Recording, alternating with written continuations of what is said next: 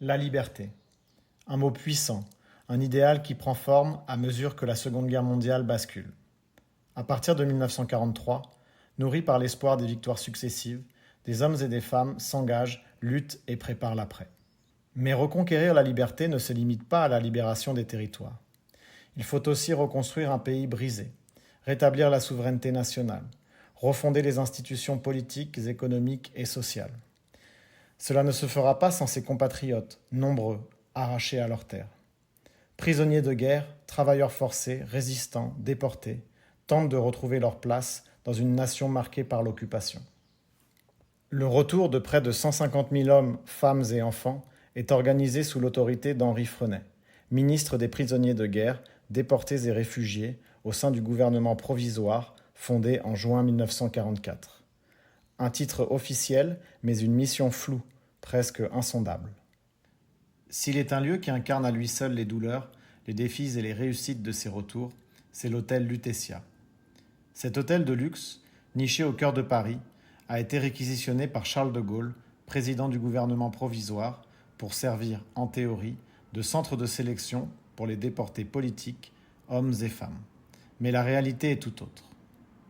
À partir du 26 avril 1945, ces 7 étages et ces 350 chambres deviennent le premier refuge des revenants, accueillant jour et nuit les passagers des trains venus de l'Est. Centre de sélection, certes, mais aussi bureau de formalité, infirmerie, centre d'hébergement de transit, cantine pour d'autres structures d'accueil. Un espace où se croisent l'attente, l'angoisse et les retrouvailles dans un Paris qui peine encore à réaliser l'ampleur de ce retour. Loupe à la main, ce podcast emprunte les chemins de la micro-histoire, fouillant ce lieu chargé de mémoire pour y déceler les traces d'une histoire bien plus vaste. Entre réalité et fiction, avec les libertés qu'impose la narration, nous tenterons de redonner vie à ces murs et à ceux qui les ont habités.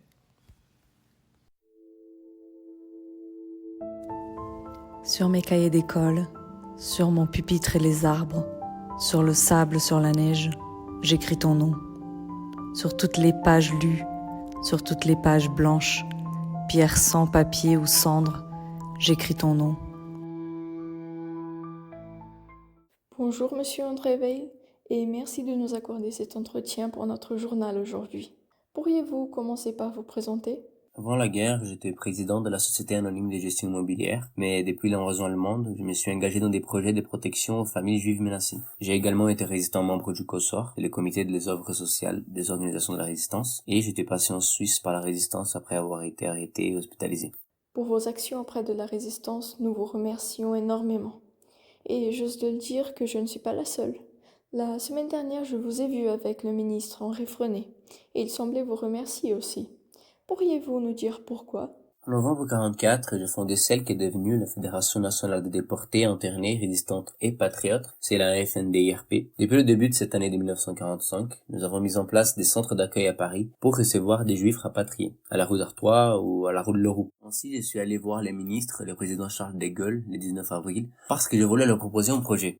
Et il me semble qu'ils accepteront de le mettre en place dès le 26 avril. Et quel est donc ce mystérieux projet ? Il est ambitieux, j'ose le dire. Mais sans l'ambition, il serait impossible de reconstruire notre nation. Sur la base des centres que nous avions déjà mis en place, j'ai proposé au ministre, ainsi qu'au président de Gaulle, que l'hôtel Lutetia, ici au centre de Paris, soit transformé en centre d'accueil et des soins pour accueillir les Français libérés des camps de concentration. L'objectif est de leur redonner un sentiment d'humanité et de leur intégrer dans notre société, et que l'État prenne cela en charge, parce que des organisations comme la FNDIRP ne sauraient se charger d'un tel nombre de personnes. Pouvez-vous nous expliquer ce qui vous a motivé à mettre en place ce projet ? Ces projets est né d'un sentiment d'urgence et de devoir, ainsi que d'une expérience. Maintenant, depuis janvier, surtout avec les Alliés qui commencent à libérer les camps, où des milliers de Français étaient encore détenus, il est très important de prévoir un lieu pour accueillir ces survivants, et l'on découvre de plus en plus nombreux. Ils sont souvent dans un état physique et psychologique désastreux, et l'hôtel Lutetia m'a semblé être un endroit idéal, central, spacieux et symbolique. C'était une manière de leur offrir un retour digne dans leur pays. Comment comptez-vous réussir à mobiliser les ressources nécessaires pour une telle infrastructure ? Naturellement, cela ne sera pas simple, mais la première étape a déjà été franchie. Les autorités françaises sont convaincues. Merci, Monsieur Veil, pour votre témoignage et pour votre engagement.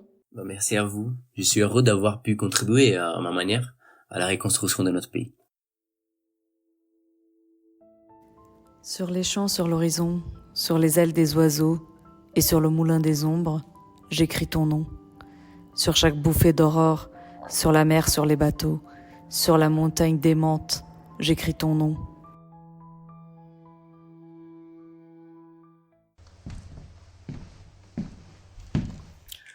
Mesdames et messieurs, bienvenue à cette conférence de presse.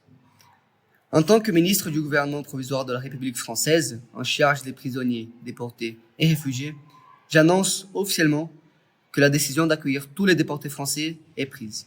Il s'agit de redonner la vie à ceux qui ont été si proches de la mort. Et la récente découverte de camps de concentration créés par les nazis nous impose l'empathie avec ceux qui ont été privés de leur liberté et qui ont vécu dans des endroits si dégoûtants. Il est le devoir de l'État, en tant qu'acteur qui vise favoriser le bien-être social, d'y intervenir correctement. Ces êtres humains, qui pendant plusieurs années ont été traités comme des animaux, n'arriveront pas à se réintégrer tout seuls dans la société. Et c'est dans le but de leur rendre à la vie et de refonder notre nation que nous avons pris cette décision. Puisque l'injustice qu'ils ont subie n'est pas et ne sera jamais une excuse pour leur enlever ce droit essentiel, incontestable et nécessaire dont nous parlons tous aujourd'hui, la liberté. Après discussion avec de nombreuses personnes, le président Charles de Gaulle a décidé de réquisitionner comme centre d'accueil pour ses citoyens la gare d'Orsay, la caserne de Réuilly, le cinéma Rex, la piscine Molitor et, surtout, l'hôtel Lutetia. Incité par Elisabeth Bidot, dirigeante du comité des œuvres sociales de la Résistance, et Sabine Zlatine, résistante qui fut responsable de la maison des enfants à Lisieux, le président estime que cet endroit servira parfaitement aux besoins de notre nation qui se réunifie. Merci beaucoup. Monsieur le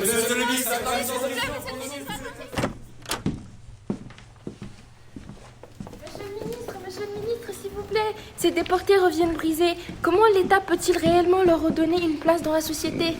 Ce sont des survivants, pas des laissés pour compte. Ils seront logiquement pris en charge immédiatement avec des soins médicaux, soutien psychologique, remploi. Mais vous parlez de mémoire dans votre discours. Comment reconnaître ces souffrances? Ce n'est pas aussi reconnaître une responsabilité? Oui, effectivement. En fait, nous devons affronter cette réalité.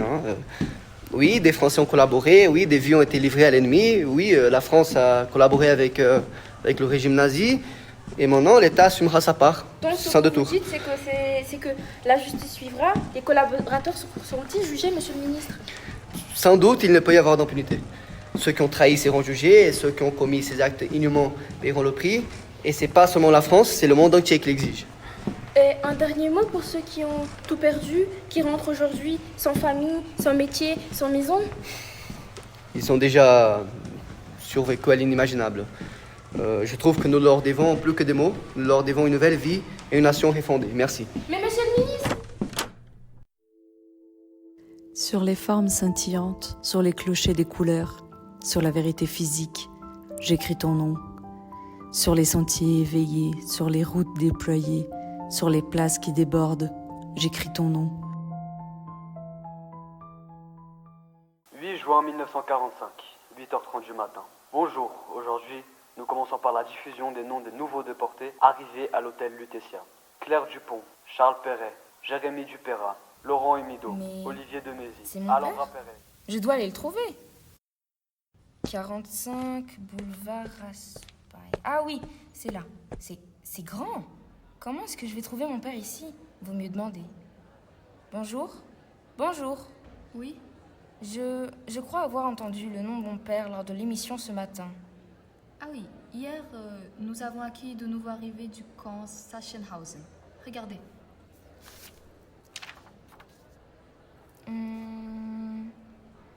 Là, le voilà. Ah, ok, Monsieur Mido, je vois. Je pense que vous le trouverez à l'infirmerie. D'accord, merci.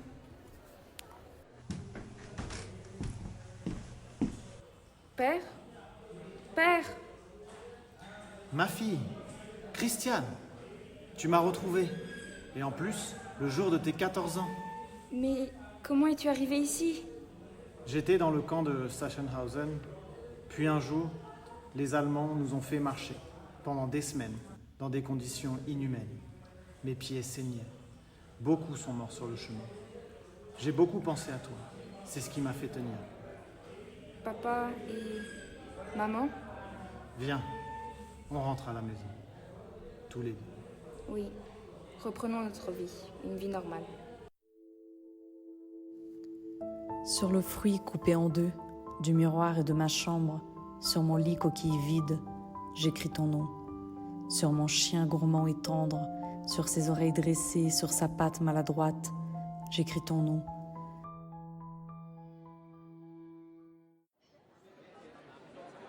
Mesdames et messieurs, s'il vous plaît, calmez-vous. Pourriez-vous vous éloigner un peu pour que notre personnel puisse rentrer dans l'hôtel? La liste des nouveaux arrivés sera affichée ce matin dans la pâtisserie. Pardon, excusez-moi. Vous devez être Madame Bidot, la directrice du service d'accueil. Ah, oui, c'est bien moi. J'imagine que vous êtes la nouvelle volontaire. Faustine... C'est Françoise. Ah, oui, Françoise. Veuillez m'excuser. Rentrez. Bienvenue dans l'hôtel Lutetia. Vous devez déjà savoir que nous avons aménagé l'hôtel pour accueillir les déportés. Ici, nous avons l'administration où sont enregistrés les arrivées. En ce moment, nous sommes vraiment débordés. Les bus n'arrêtent pas d'arriver depuis la gare, parfois 3 ou 4 en même temps. C'est pour ça que nous avons besoin de plus de volontaires comme vous.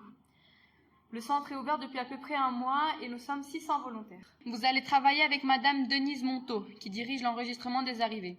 Je crois qu'elle est occupée en ce moment, je vous la présenterai plus tard. Pour le moment, laissez-moi vous présenter l'hôtel. Parfait. Le travail ici est très standardisé. En général, vous devrez juste enregistrer les arrivées et les envoyer aux douches pour la désinfection. Nous avons eu quelques cas de typhus au début, alors maintenant nous sommes prudents.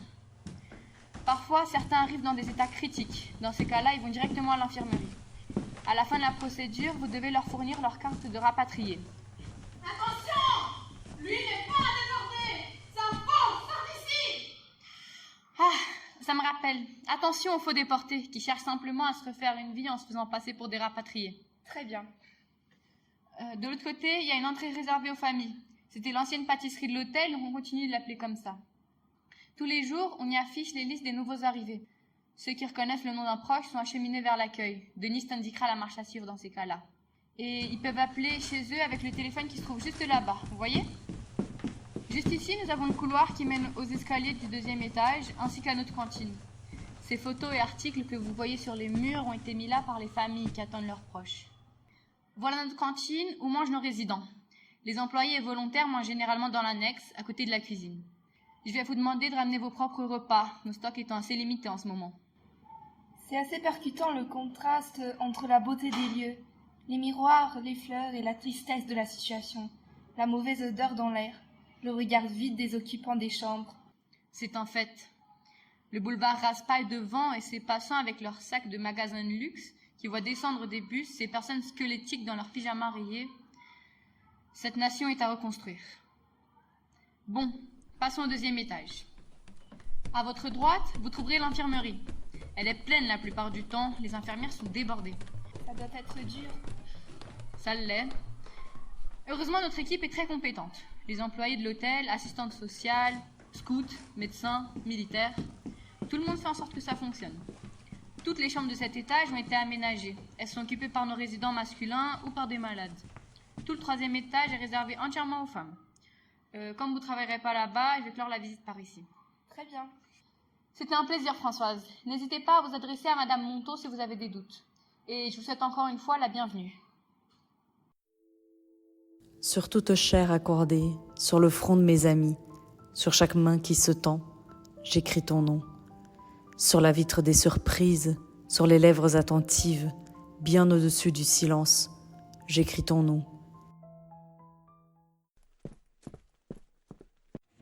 Docteur, le premier triage a déjà été fait dans le train et en gare.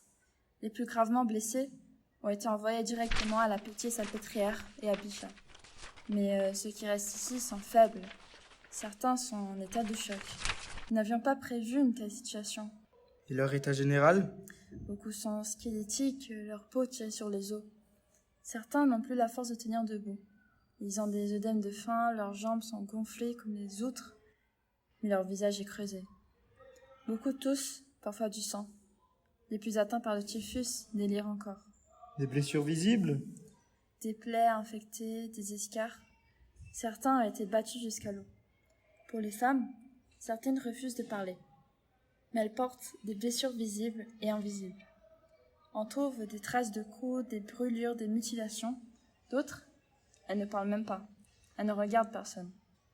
C'est pire ce que j'imaginais. Et les médicaments?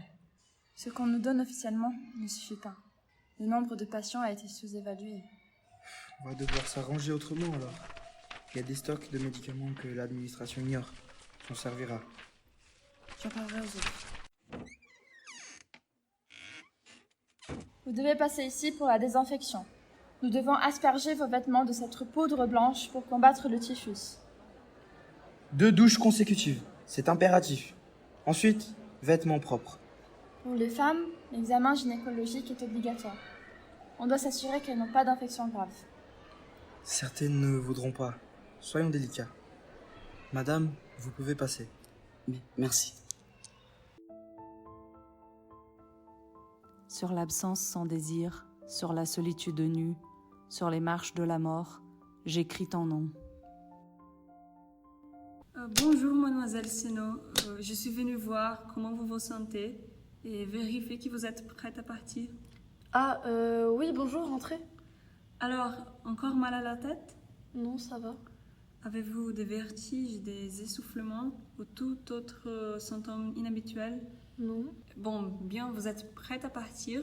Je profite pour vous avertir que la nouvelle occupante de cette chambre, elle arrive. Je suis désolée, je ne voulais pas vous effrayer. Ce n'est pas grave. C'est ta chambre? Oui. J'ai bientôt fini de ranger. J'en ai pour 2 minutes. Non, prends ton temps. Tu t'appelles comment? Esther. Et tu as quel âge? Depuis quand es-tu ici à l'hôtel? De quel camp es-tu venue? J'aurais tant de questions. J'ai 16 ans, je viens d'Auschwitz. Je suis restée ici quelques jours, à l'étage des femmes. On est entre nous, à l'abri. À part les stocks d'habits, il n'y a que nous ici, et c'est calme. Et il y a beaucoup trop d'infirmières. Elles nous aident à nous remettre en forme, à réapprendre à prendre soin de nous. Tu sais, on n'est pas beaucoup à être venus. J'ai lu dans la presse qu'entre juives et prisonnières politiques, on est seulement 10 000 survivantes. Et ici, il y a beaucoup plus d'hommes que de femmes. Et quasiment pas d'enfants. Et toi? Je m'appelle Marie Dupont. Je viens de Belgique et j'ai 13 ans. J'ai déjà été prise en charge, mais je dois rester ici pour résoudre un problème gynécologique. Et pour reprendre du poids. J'ai un grand frère qui est quelque part ici à Paris. J'espère que je vais le revoir vite. Je suis désolée si je parle un peu trop. Cela fait longtemps que je n'ai pas parlé à une fille. Maintenant qu'il n'y a quasiment plus personne et que les arrivées se font plus rares, les volontaires ont plus le temps pour discuter avec nous. Profite. Il paraît qu'avant c'était plein. 18 000 personnes en 4 mois. Tu imagines? Je suis désolée, mais je dois vraiment partir avant qu'il fasse nuit. Va à l'accueil autant que tu peux pour voir si quelqu'un vient te chercher. Plusieurs familles viennent tous les jours, sans faille, chercher les leurs. Merci. Attends, il y a quelqu'un qui t'attend chez toi? Je ne sais pas trop, pas de nouvelles encore. Mais ce que je sais, c'est qu'il ne faut pas prendre la quiche de la cantine. Elle est écœurante. Au revoir. Au revoir. Mademoiselle Sono, voici le questionnaire à remplir pour que vous puissiez partir. Je dois également vous fournir vos nouveaux papiers. Merci, madame. Questionnaire de la sécurité nationale, alors? Vous pensez qu'il y aura encore beaucoup d'arrivées? Vous savez, la réalité nous est inconnue. Parfois, les bus arrivent encore la nuit et tant qu'ils continuent d'arriver, on reste encore ici. Voici le questionnaire du ministère des Rapatriés. Après avoir rempli le questionnaire, vous pouvez partir. Sur la santé revenue, sur le risque disparu, sur l'espoir sans souvenir, j'écris ton nom.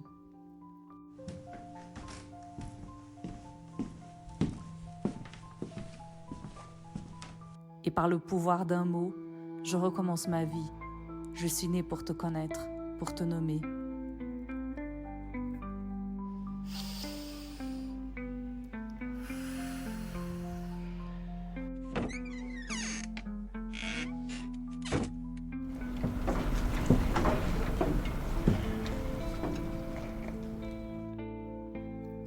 Liberté.